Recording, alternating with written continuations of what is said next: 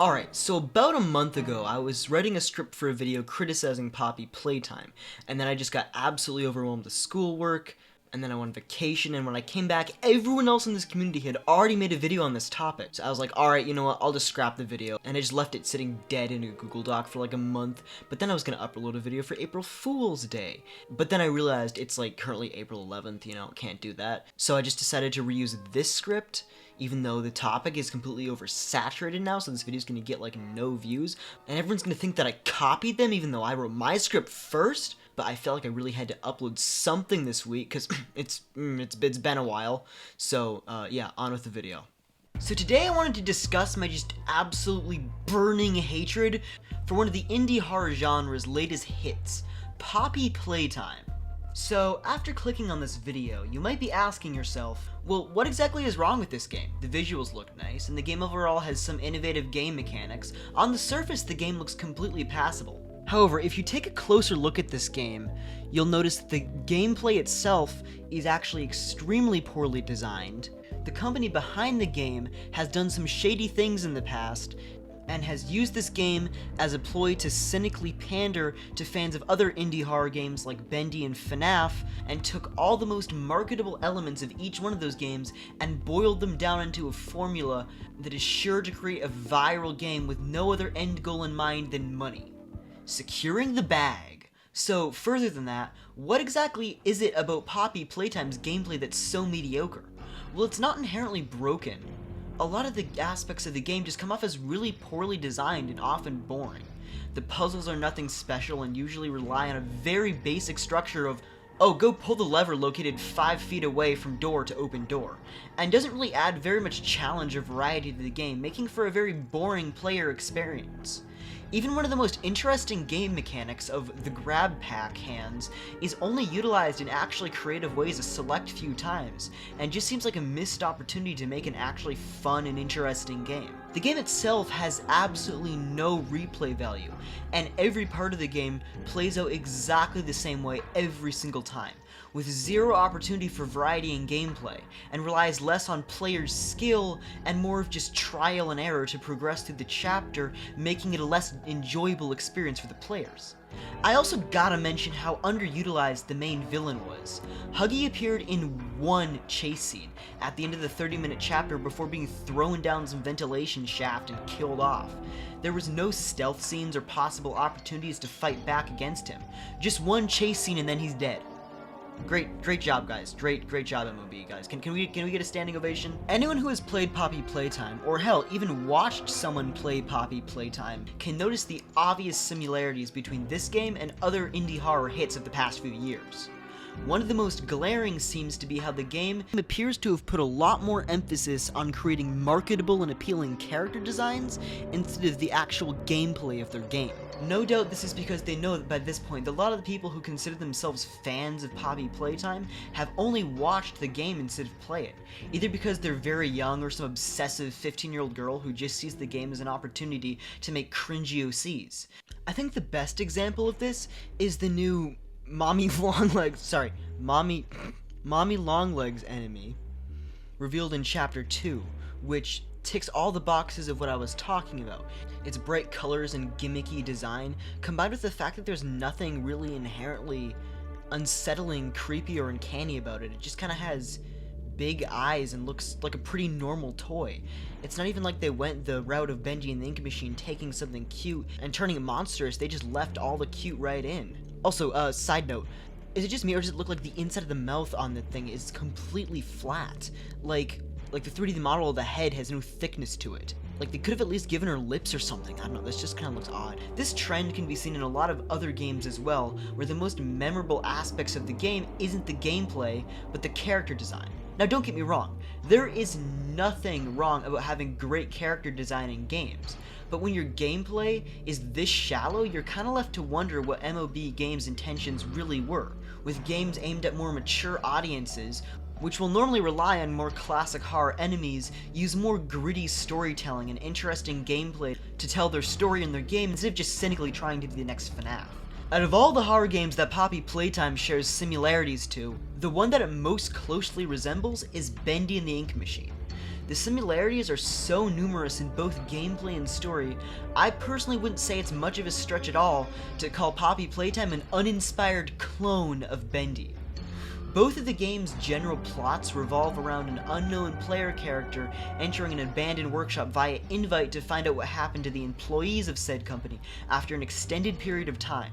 Both games use cassette tapes strewn throughout said factory as a way to hint towards purposely hidden lore. The structure of the puzzles in Poppy Playtime is also very similar to Bendy's in the way the mechanics and puzzles are arranged and how they're used in the game, with most relying on doing very simple tasks in a certain order, instead of more complex, more creative puzzles. Poppy Playtime also shares the same 5-chapter structure that games like Bendy and the Ink Machine popularized as far as the indie horror game genre goes. And Poppy Playtime even shares visual motifs with Bendy, like the defunct factory machinery and posters and merchandise being strewn throughout the factory. Even the two main characters share very similar silhouettes. Now, yes, I am fully aware that if you take any two games, especially in a similar genre, there are going to be a lot of similarities between them, and of course you can be inspired by another game and improve and build upon what it already did. However, Poppy Playtime isn't really doing either of those things. The gameplay and story of Poppy Playtime is arguably worse and less creative than that of Bendy's, and it's not really a few similarities. If you look at all of the comparisons together, it paints a picture of a game that has completely copied what Bendy has done. MOB Games has taken a genre that Bendy and FNAF innovated and used that formula of its characters, gameplay, and visual style to create a soulless husk of the game with no other purpose to generate revenue. Alright, now you might be saying, now Molten, you've shown no evidence that Poppy Playtime is only in it for the money. First of all, don't call me Molten, that's cringe. Dox me, and then address me by my real legal name, please. Alright, now here's the thing. If you look at MOB Games' actions in the past, there are so many examples that show just how low they're willing to stoop and what exactly their intentions are with this franchise. There's a certain, well, I guess, genre of YouTube content that many of you are familiar with that is aimed at young children, like sometimes toddlers. You know the videos, they're like those colorful fever dreams designed to grab kids' attention with funny characters, bright colors, and weird songs, usually cramming as many characters from many different popular genres and franchises in as possible, no doubt to maximize clicks. Videos like this emerge out of any successful children's franchise, and Poppy Playtime is no exception.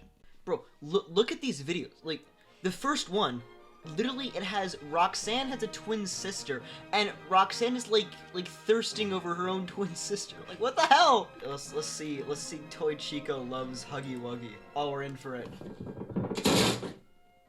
Well, that's peculiar. Any of you boys order some KFC? What the hell? Father, forgive me, for I'm about to make some finger-licking bad choices. What? Hey, yup. Okay, look at this. Like this is so weird. Like, it's like weirdly over-sexualized, and it's like obviously geared at kids. What is this? Forgetting that you already got yourself some spicy chicken right here. What? You can't possibly tell me that she's more attractive than I am. What is this? This is so weird. As you can see, this video is, well, absolute AIDS. It's a shameless cash grab designed to do nothing more than cram as many recognizable characters into one video as possible, and thus maximize clicks, views, and of course, revenue. Now, wait, hold on a sec, go back. Look at that channel again. EnchantedMOB? Wait, isn't that the name of the company that made Poppy Playtime in the first place? Well, hold on. This can't be official, right? Yeah, no way, that would be crazy. There is no way that this game is an official part of the MOB Games channel. Oh, what? Oh, you're telling me that this is actually the official MOB Games YouTube channel? Oh, wow, that's interesting. This is a company that doesn't even have the dignity and self-respect to stop itself from draining the youth for ad revenue from its own game. Now, more recently, it seems that MOB Games has gotten involved in some drama. A while ago, they announced that they would be selling NFTs for their game, and a bunch of people, mostly on Twitter, weren't too happy about it. Now, to be honest, I don't really see this as that big of a deal at all. Like, seriously, who hasn't done NFTs yet? Every internet celebrity, regular celebrity, and company seems to have cracked out their own line of NFTs. And the Poppy Playtime NFTs were more sanely priced at $14 compared to other NFTs selling for thousands. And a lot of people who are so outraged over them doing this don't even really seem to have a solid grasp on what an NFT even is. Now, do I think that MOB making NFTs is a good thing? No, definitely not. It was a really bad move for them to hop on the NFT trend and produce these. They made over 5,000 of each type of the NFT, which really seems to kind of defeat the purpose of what an NFT is, having more unique art. And adding to that, the art that they used wasn't even unique. It could be found in already existing posters in the game. And I think if anything, this is further evidence that reinforces just how greedy they are, capitalizing on anything they can to make money. This is also pretty obvious when you look at their merch store. Most games wait quite a while to create merchandise, but Poppy Playtime had shirts, toys, and posters and such out almost immediately, which definitely seems like it was purposefully marketed towards kids. I think that between the channel itself being something that is clearly aimed at children, gameplay, merch, and the NFT scandal, this is without a doubt a company that does not care about its game beyond the money it makes. Okay, now let's get this straight. If you like Poppy Playtime or consider yourself a fan of it, that's fine. Hell, I know there's probably a few people in my audience who love this game. This is just all my opinion, and you shouldn't let what I think impact your enjoyment of this game. Now, one thing I will say for Poppy Playtime is, as of now, only one chapter has been released. And if you remember back in 2017, Bendy and the Ink Machine's first chapter was kind of a disaster when it first came out, so I am definitely hopeful that in the future they could turn it around. But from the looks of things, chapter 2 just seems to be more of the same, so right now it doesn't seem very likely. But that chance is always there, and if Poppy Playtime does turn out to be a genuinely enjoyable, interesting game, then maybe I'll cover it on the channel, who knows.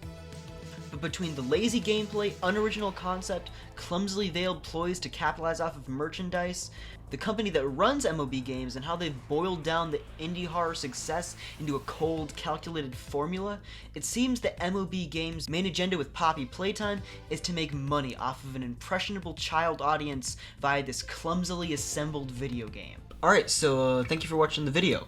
And, if you want to subscribe, you could do that.